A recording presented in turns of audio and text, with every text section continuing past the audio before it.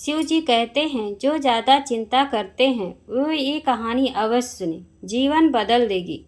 आज मैं आप सभी को भगवान शंकर की बड़ी ही अद्भुत कहानी सुनाने जा रही हूँ। एक बार भगवान शिव पृथ्वी लोक पर भ्रमण करने के लिए गए तो उन्होंने एक युवक को देखा। वह युवक ईश्वर को दोष देता जा रहा था। वह अपने जीवन से निराश था, दुखी था। यह सब देखकर भगवान शिव एक महात्मा का रूप धारण करके उस युवक को असली दुख के बारे में ज्ञान देते हैं। तो चलिए इस कहानी के माध्यम से समझते हैं कि असली दुख क्या होता है। अगर आप यह कहानी सुन रहे हैं तो पूरा सुनिएगा। इस कथा को आधा अधूरा छोड़कर जाने की गलती मत करिएगा, क्योंकि इस कथा को सुनने वाले को मन चाहे फल की प्राप्ति होगी। इस कथा को पूरा सुने। आप शिव भक्त हैं तो भोलेनाथ का अनादर ना करें। कमेंट में ओम नमः शिवाय या हर हर महादेव अवश्य लिखें। सुख और दुख एक ही सिक्के के दो पहलू हैं। सुख और दुख हमारे जीवन में लगातार आते ही रहते हैं और हमें लगता है कि हमारे जीवन में हजारों दुख हैं, हजारों समस्याएं हैं। लेकिन अगर आप वास्तविक तौर पर देखें और अगर आप इस बात को अच्छी तरह से समझें तो आप यह समझ पाएंगे कि हमारे जीवन में केवल एक ही दुख होता है। और वो कौन सा दुख है और उस दुख का निवारण क्या है, उस दुख का समाधान क्या है, हम यही जानने की कोशिश करेंगे। इस कहानी के माध्यम से एक समय की बात है। एक गांव में एक व्यक्ति रहता था। उसका नाम सीताराम था। वह बड़ा आलसी था और अपने जीवन से बहुत निराश था। उसका कारण यह था कि उसने अब तक अपने जीवन में कुछ भी हासिल नहीं किया था। वह कुछ भी नहीं करता था। उसके घर वाले भी इस बात से बहुत परेशान रहते थे। वह चाहते थे कि वह बाहर जाकर कुछ अच्छा काम करे, कोई अच्छी नौकरी करे, लेकिन वह उनकी एक नहीं सुनता था। उसके घर वाले दूसरे का उदाहरण देकर उसे ताने मारते थे, उसे तरह तरह की बातें कहते थे, लेकिन उसे कोई फर्क नहीं पड़ता था। जबकि उसके सारे मित्र कामयाब हो चुके थे। कोई अच्छा व्यापार कर रहा था तो कोई अच्छी नौकरी कर रहा था, जिस कारण जब भी वह लोग मिलते तो वे लोग अपनी बढ़ चढ़ कर बड़ाई किया करते थे। लेकिन सीताराम कुछ करता नहीं था, जिस कारण जब भी कोई उससे पूछता कि तुम क्या कर रहे हो तो वह कुछ करता तो था नहीं। इसलिए वह हमेशा सबसे केवल एक ही बात कहता था कि मैं कोशिश कर रहा हूँ, लेकिन उसकी कोशिश का कोई भी फल किसी को नज़र नहीं आ रहा था। देखते ही देखते अब ऐसा समय आ चुका था कि सीताराम सभी से मुंह छुपाता रहता था, ताकि उससे कोई यह ना पूछ ले कि तुम क्या करते हो। इसलिए वह कभी किसी के सामने भी नहीं आता था। धीरे धीरे उसका मन दुखी होने लगा था। सीताराम अब बहुत निराश रहने लगा था, मानो वह इस धरती पर बोझ है। इसलिए वह अपने आप को बहुत अकेला महसूस करता था। एक दिन उसके मन में यह भी विचार उत्पन्न होने लगा कि मेरे हाथों में कुछ नहीं है तो मैं क्या कर सकता हूँ। अकेले बैठकर वह रोता रहा और भगवान को दोष देता रहा। एक दिन छुपता छुपाता हुआ घर से निकलकर कहीं जा रहा था। तभी उसने रास्ते में देखा कि एक महात्मा लोगों को प्रवचन दे रहे हैं और प्रवचन में वह दुखी की बात कर रहे हैं। सीताराम अपना मुंह छुपाकर वहीं पर खड़ा हो गया ताकि उसे कोई देख ना ले और चुपचाप उन महात्मा जी की बातें सुन रहा था। महात्मा जी सभी को प्रवचन में कह रहे थे कि दुख हमारा सबसे बड़ा साथी है। हमें दुख अपने जीवन के बारे में समझाता है और हमें सही जीने का तरीका बताता है। दुख हमारे गुरु की तरह है जिससे हमें सीखना चाहिए। आप चाहें तो अपने जीवन में अपने दुखों का अपना गुरु बना सकते हैं और उससे सीख सकते हैं, या फिर आप चाहें तो अपने दुखों पर बैठकर रो सकते हैं, लेकिन इससे आपको कोई लाभ नहीं मिलेगा, बल्कि आप दिन प्रतिदिन और कमज़ोर होते जाएंगे, निराश होते जाएंगे। सीताराम छुप छुप कर उन महात्मा जी की बातें सुन रहा था। जैसे ही उपदेश खत्म हुआ, सीताराम उन महात्मा जी के पास पहुंचा और कहने लगा, हे महात्मा जी, अभी आप कुछ देर पहले दुख को गुरु बता रहे थे।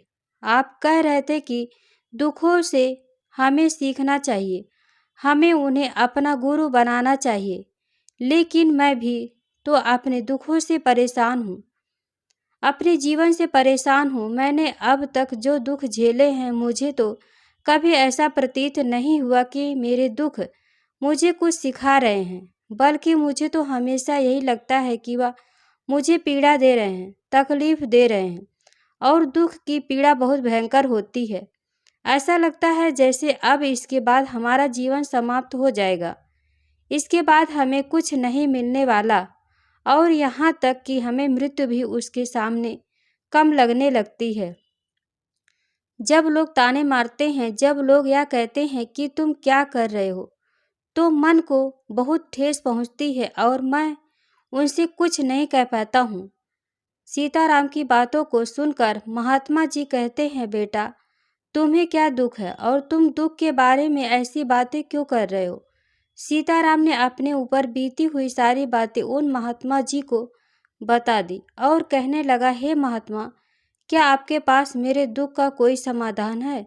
सीताराम की बातें सुनकर महात्मा जी मुस्कुराए और कहने लगे, बेटा, जब तुम्हारे जीवन में असली दुख आए तो तुम मेरे पास आना, मैं तुम्हारे दुख का समाधान अवश्य बताऊंगा। उन महात्मा जी की बातें सुनकर सीताराम अचरज में पड़ गया। उसे यह समझ नहीं आ रहा था कि क्या उसने अब तक जो दुख झेले हैं वह असली दुख नहीं है। उसने जो अब तक पीड़ा झेली, लोगों के ताने सहे हैं और जो तकलीफें उठाई, क्या वह असली दुख नहीं है? आगे वह मन ही मन अपने आप से कहता है कि अब मुझे मेरे अपने नहीं समझ पाए तो यह महात्मा जी मुझे क्या समझेंगे। इतना सोचकर सीताराम वहां अपने घर की ओर चला आया। अब सीताराम लोगों के ताने सुन सुनकर बहुत थक चुका था। वह बहुत निराश हो चुका था, जिस कारण उसने निर्णय लिया कि वह अब कुछ करके दिखाएगा। उसने अपने पिता से थोड़ा सा रुपया लिया और उस रुपये से उसने एक व्यापार शुरू किया। उसके पिता बहुत खुश थे कि कम से कम मेरा बेटा कुछ करने का प्रयास तो कर रहा है, लेकिन उसे व्यापार में कोई सफलता नहीं मिल रही थी, जिस कारण वह बहुत ही हताश हो चुका था।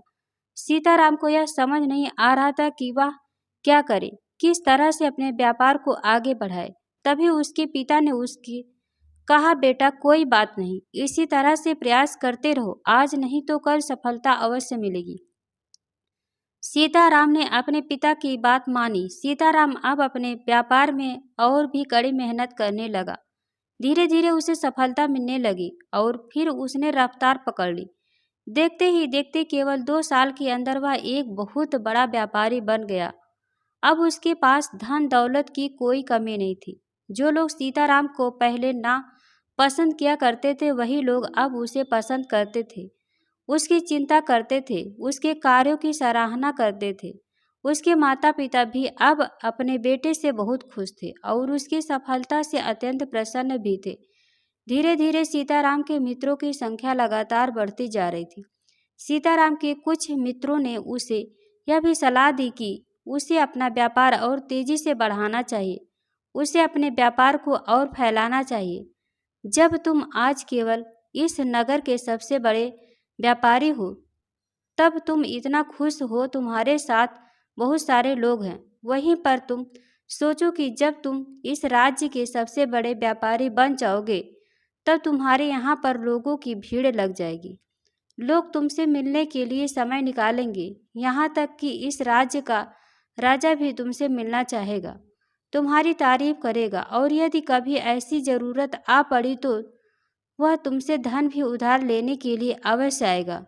सीताराम को अपने दोस्तों की यह बात बहुत पसंद आई।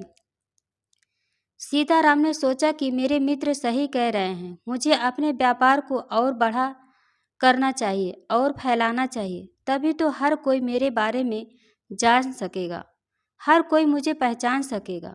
उसने बिना देरी किए समय को बिना गंवाए अपने व्यापार में और मेहनत करने लगा।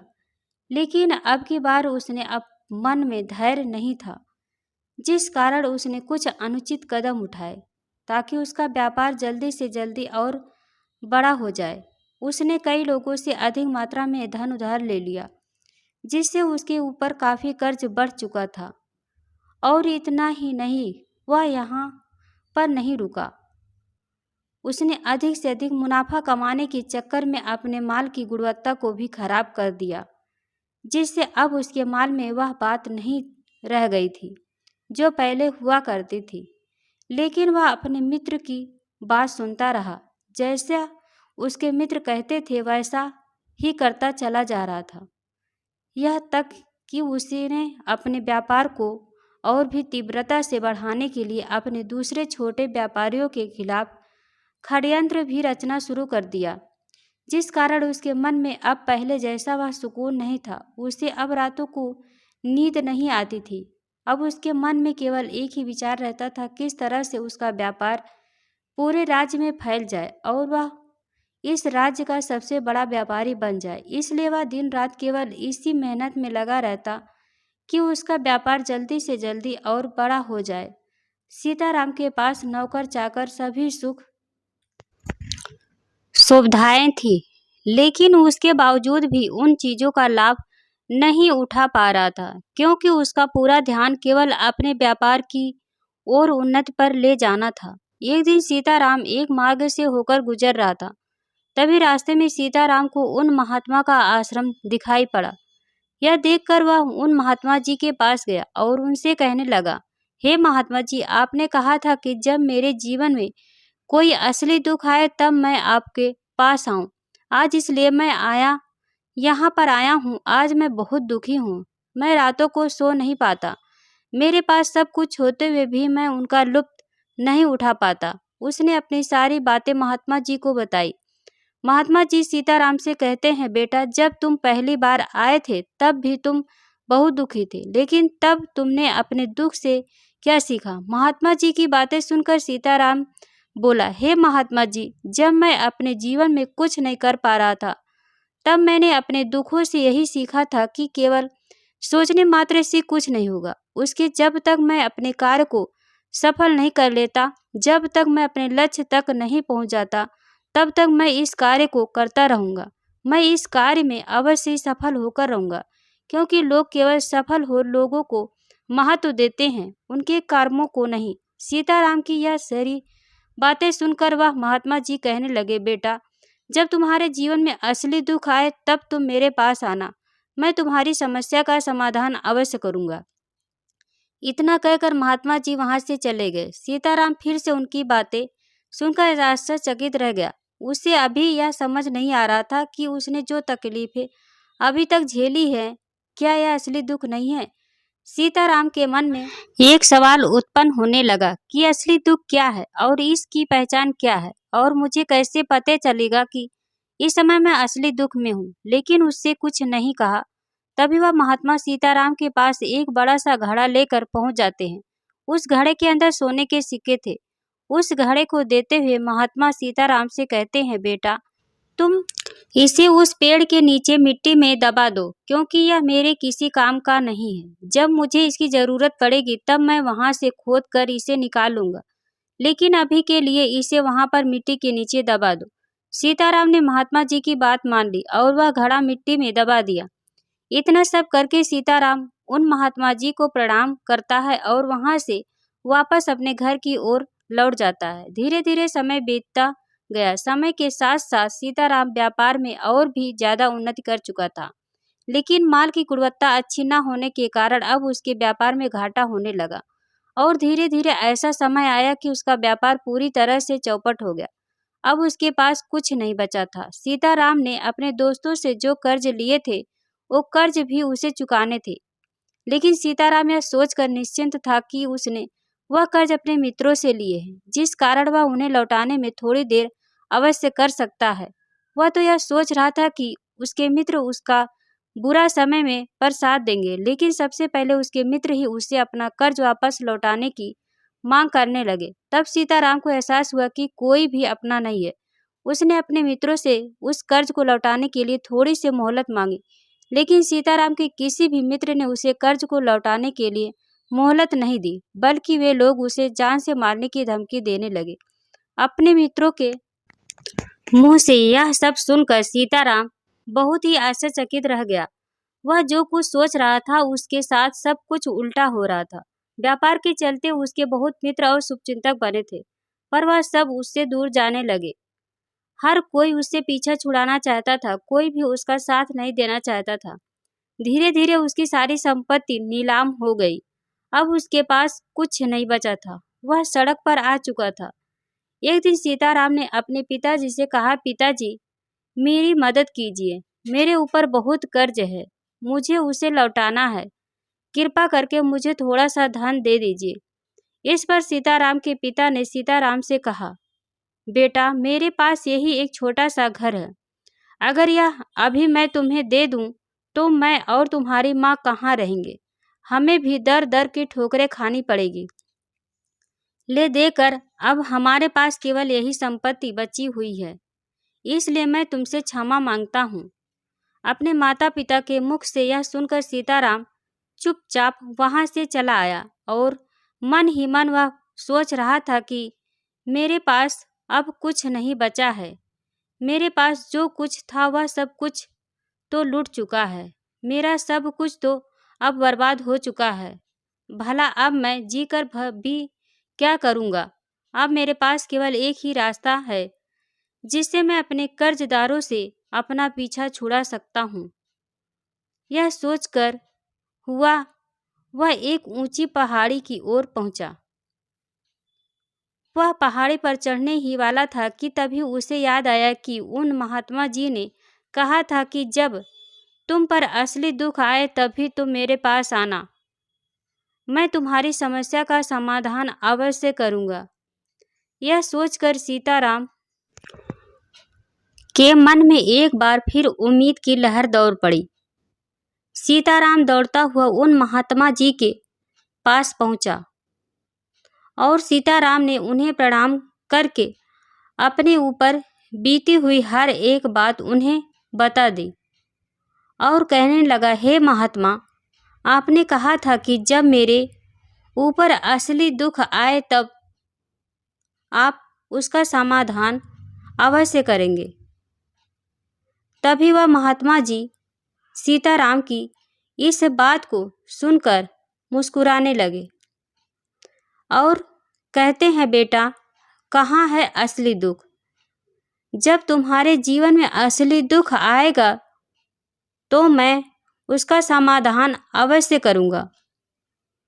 उन महात्मा जी के मुख से यह सुनकर सीताराम के सब्र का बांध टूट गया और सीताराम ने उन महात्मा जी से कहा कि क्या मैंने आज तक जो भी दुख झेले हैं, जो भी तकलीफ झेली है, क्या यह दुख नहीं है? क्या इसे दुख नहीं कहते?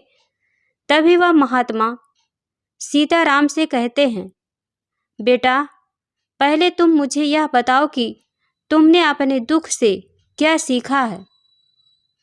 इसका जवाब देते हुए सीताराम उन महात्मा से कहता है, हे महात्मा, मैंने तो यही सीखा है कि जो लोग तुम्हारी तरक्की में तुम्हारा पीछा करते हैं वो लोग अवश्य ही तुम्हें धोखा देंगे, क्योंकि ऐसे लोग बुरे समय पर तुम्हारा साथ नहीं देते हैं, बल्कि तुम्हारा फायदा उठाने का ही वह प्रयास करेंगे। इसलिए ऐसे लोगों पर भरोसा ना करें, बल्कि जो लोग तुम्हारी असफलता के समय पर तुम्हारे बुरे समय पर तुम्हारे साथ खड़े हों, वही तुम्हारे असली मित्र हैं और वही तुम्हारे साथ रहते हैं। और ऐसे लोग तुम्हें बहुत कम मिलते हैं। जिन्हें भी ऐसे लोग मिलते हैं उन्हें हमेशा उनकी कद्र करनी चाहिए। जब तुम कोई कार्य कर रहे हो तो उसे पूरी ईमानदारी से करो। धैर्य रखो, लालच ना करो, क्योंकि ऐसा करने से तुम्हारे साथ ही बुरा होगा और तुम्हें हमेशा नुकसान में रहोगे। सीताराम की यह सारी बातें सुनकर महात्मा उसे उस घड़े के पास ले गए जहां उस घड़े को उन्होंने मिट्टी से दबाया था। उन्होंने गड्ढा खोदा और वह घड़ा सीताराम के हाथ में थमाते हुए महात्मा जी ने सीताराम से कहा, ए लो, अभी इससे तुम अपना काम चलाओ और जब तुम्हारे जीवन में असली दुख आए तब तुम मेरे पास आना। मैं उसका समाधान अवश्य करूँगा। सीताराम महात्मा जी की बात सुनकर बड़ी अचरज में पड़ गए। उन्हें यह समझ आखिर दुख क्या है, लेकिन उसने अपने हाथों में पकड़े उस घड़े को देखा जिसके अंदर सोने के सिक्के थे।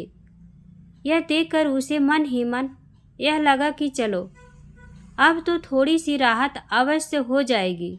मैं अपने मित्रों का वह कर्ज लौटा सकूंगा और एक नया व्यापार भी फिर से आरंभ कर सकूंगा।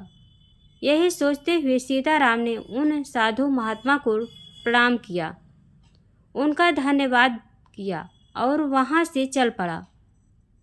सीताराम ने उन सोने के सिक्कों से सभी का कर्ज लौटा दिया और अपने लिए एक बार फिर से नया व्यापार शुरू किया। व्यापार छोटा था, लेकिन अब की बार सीताराम बहुत खुश था। उसने अपने व्यापार पर काम किया और देखते ही देखते एक बार फिर से वह एक बड़ा व्यापारी बन गया। लेकिन अब की बार वह बहुत खुश था, क्योंकि इस बार उसने कोई लालच नहीं किया, ना ही किसी के लिए षड्यंत्र रचा, बल्कि उसने पूरी ईमानदारी और मेहनत के साथ अपने व्यापार पर काम किया। लेकिन जैसे जैसे आप धनी होते जाते हैं, वैसे वैसे आप अमीर बनते जाते हैं। आपके मन में एक डर और उत्पन्न होने लगता है, और वह डर है अपनी दौलत को ना खो देने का, जिस कारण आप लोग दान पुण्य करना शुरू कर देते हैं, लोगों की मदद करते हैं, ताकि आपके जीवन में कभी कोई दुख ना आए। लेकिन यह जीवन सुख और दुख का संगम है, जिस कारण हर किसी को सुख और दुख से होकर गुजरना ही पड़ता है। इसी वजह से एक बार फिर से सीताराम के जीवन में एक और दुख का आगमन हुआ। अब की बार उसके माता और पिता दोनों की मृत्यु हो गई। सीताराम अपने माता पिता से बहुत प्रेम करता था, इसलिए उसके मन को बहुत गहरा आघात पहुंचा। जब आखिरी बार वह उन्हें देख रहा था तो उसके मन में हजारों सवाल उत्पन्न होने लगे। उसने सोचा कि जिस संपत्ति के लिए वह हमेशा लड़ते झगड़ते रहते थे, आज उसकी देखभाल के लिए कोई न था। उसके माता पिता ने जो भी मेहनत की, जो भी अपने जीवन में इकट्ठा किया, सब यहीं रह गया।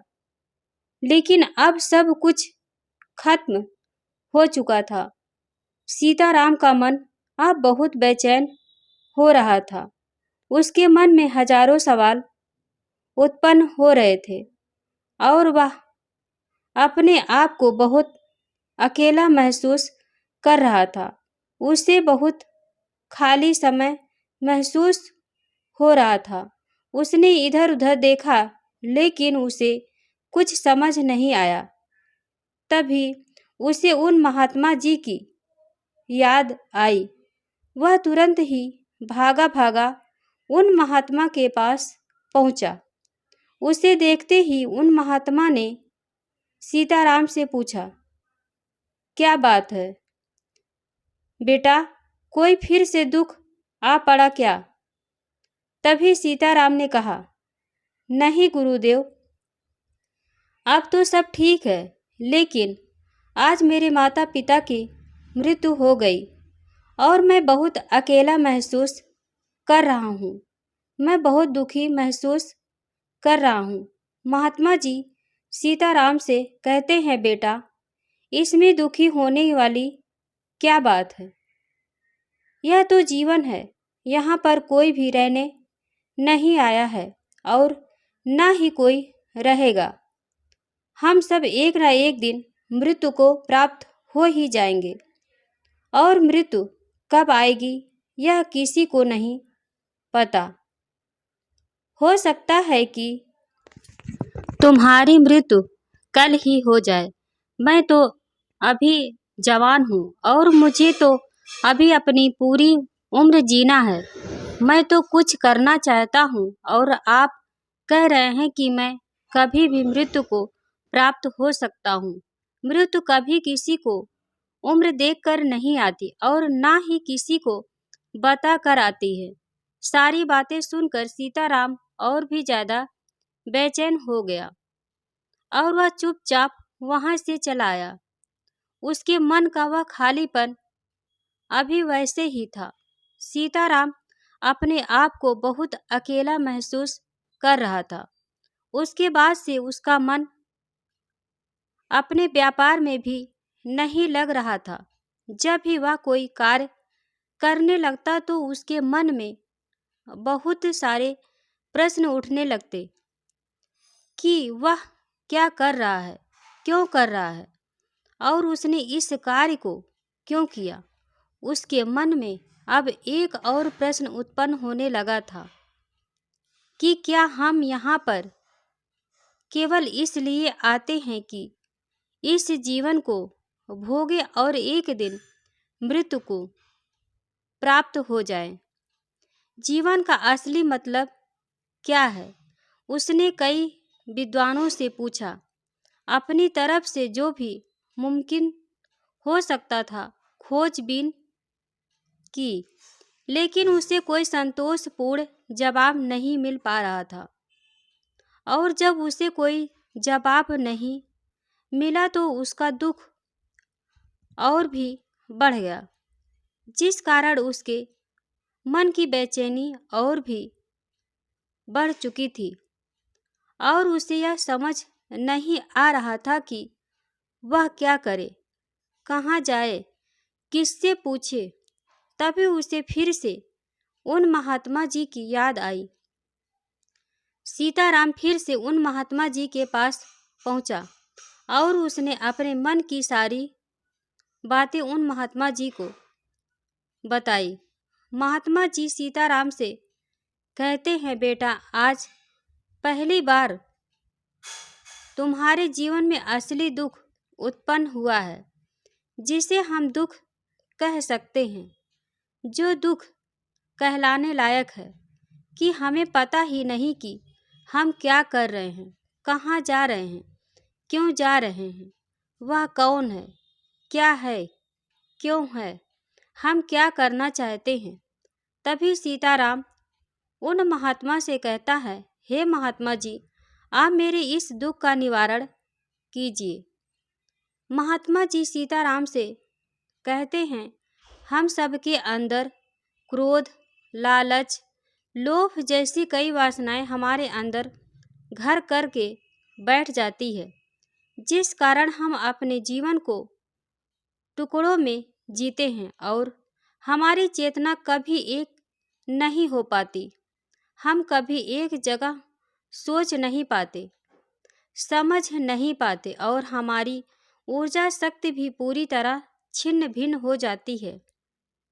और आजकल के इस दौर में हमारे पास तो इतना भी समय नहीं है कि हम एक पल निकाल करके एक पल के लिए मुड़कर अपने आप को देख सके, अपने आप को समझ सके कि वास्तविकता में हर कोई यहाँ पर अपने जीवन भर केवल दुख दुख कहकर चिल्लाता रहता है। उसका समाधान निकालने का हर मुमकिन प्रयास करता है, लेकिन जिसे हम दुख समझते हैं वह तो दुख है ही नहीं। तो इसका समाधान आपको कहाँ से मिलेगा?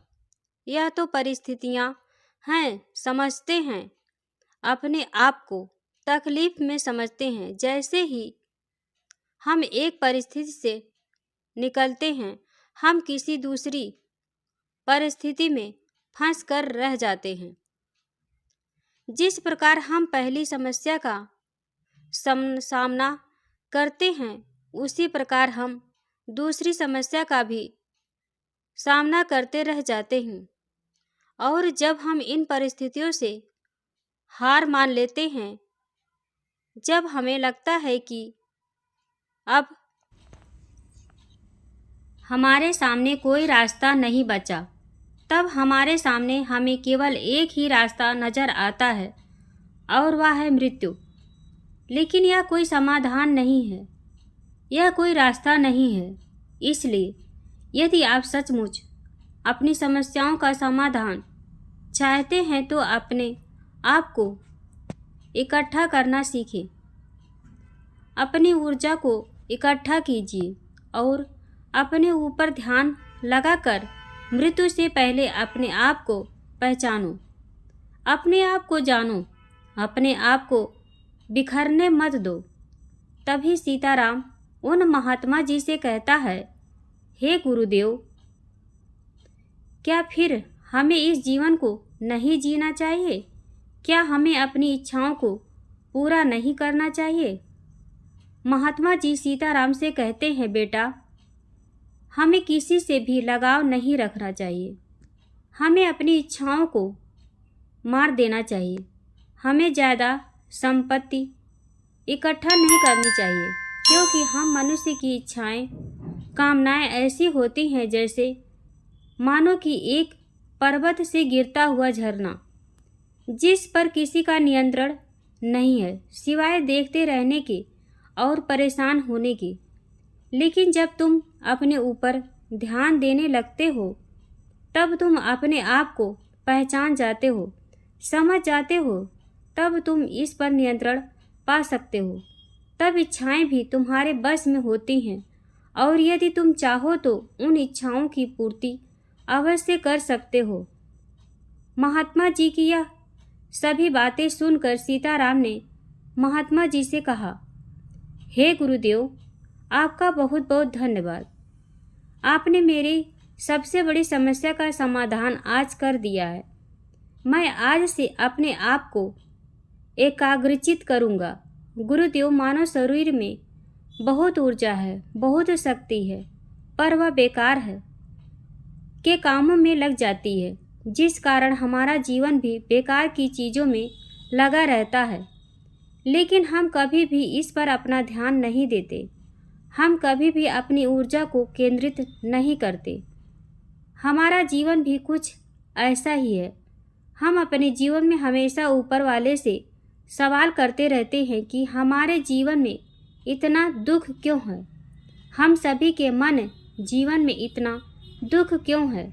हम सभी के मन में यह सवाल तो अवश्य ही उठता है और इसका जवाब है कि वह ईश्वर यह चाहता है कि हम अपने जीवन के अंतिम दुख तक पहुंच सके, उस गहराई तक पहुंच सके जहां पर हमें यह पता चल सके कि हमने अभी तक अपने आप को नहीं जाना, अपने आप को नहीं पहचाना। मानव शरीर के अंदर जो ऊर्जा है, जो शक्ति है, उसके बारे में हम अभी तक नहीं जानते। हम अपने आप को चाह तो एकत्रित कर सकते हैं, अपने आप पर नियंत्रण पा सकते हैं, लेकिन हम अपनी इस ऊर्जा को व्यर्थ की चीज़ों में लगा देते हैं, जिस कारण हम अपने आप को कभी नहीं पहचान पाते और ना ही कभी अपने आप पर नियंत्रण पा सकते हैं। लेकिन यदि आप अपने आप को जानना चाहते हैं, अपने आप को पहचानना चाहते हैं, तो पहले आपको खुद को एकत्रित करना होगा, अर्थात ध्यान लगाना होगा। ध्यान से ही आप अपनी उन समस्याओं को समाधान निकाल सकते हैं। तभी आप अपने आप को पहचान सकते हैं, जान सकते हैं और अपने जीवन के हर दुखों का समाधान भी कर सकते हैं। श्रोताओं, इस वीडियो के माध्यम से असली दुख क्या है, इस बारे में आप तक के बातें पहुंचाने की छोटी सी कोशिश की है। आशा करती हूँ वीडियो में दी गई जानकारी आपको पसंद आई होगी। दोस्तों, फिर मिलते हैं एक नई धार्मिक कहानी के साथ। तब तक के लिए जय श्री कृष्ण, राधे राधे। आप और आपके माता पिता सदैव स्वस्थ रहे। आपको ढेर सारा प्यार, ढेर सारा धन्यवाद। प्रिय दोस्तों, आज की वीडियो में बस इतना। हमारे द्वारा शास्त्रों के अनुसार दी गई जानकारी आपको अच्छी लगी हो तो कमेंट बॉक्स में राधे कृष्ण जरूर लिखें। वीडियो को एक लाइक कर अपने फैमिली फ्रेंड्स में शेयर जरूर कर दें। ऐसे इन्फॉर्मेशन वीडियो देखने के लिए हमारे चैनल को सब्सक्राइब कर बेल आइकन को प्रेस कर लें, ताकि जब भी मैं कोई नया वीडियो डालूं उसका नोटिफिकेशन आपके पास सबसे पहले पहुंचे। वीडियो देखने के लिए आप सभी का बहुत बहुत धन्यवाद। Thank you. जय हिंद, जय भारत।